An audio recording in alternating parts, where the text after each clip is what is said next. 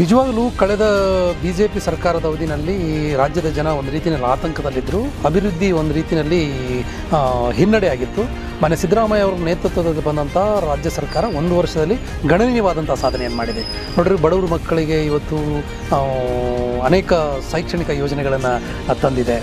ತಾಯಂದರು ಇವತ್ತು ಉಚಿತವಾಗಿ ಓಡಾಡೋಕ್ಕೆ ಶುರು ಮಾಡಿದ್ದಾರೆ. ಬಡವರಿಗೆ ಉಚಿತವಾಗಿ ಅಕ್ಕಿ ಸಿಗ್ತಾ ಇದೆ. ಎಲ್ಲರಿಗೂ ಉಚಿತವಾಗಿ ಕರೆಂಟ್ ಸಿಗುವಂಥ ಒಂದು ಸೌಲಭ್ಯಗಳನ್ನು ಮಾಡಿದ್ದಾರೆ.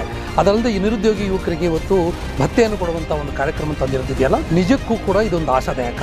ಇಡೀ ರಾಜ್ಯ ಇವತ್ತು ಬರಗಾಲದಲ್ಲಿ ಬಳಲ್ತಾ ಇದ್ದರೂ ಕೂಡ ಬಡ ಜನತೆ ಇವತ್ತು ಒಂದಿಷ್ಟು ಮಂದಹಾಸವನ್ನು ಇಟ್ಕೊಂಡಿದ್ದಾರೆ ಅಂತಂದರೆ ಸರ್ಕಾರದ ಜನಪರವಾಗಿರುವಂಥ ಯೋಜನೆಯ ಕಾರಣಕ್ಕಾಗಿ ಇದು ಸಾಧ್ಯ ಆಗಿದೆ.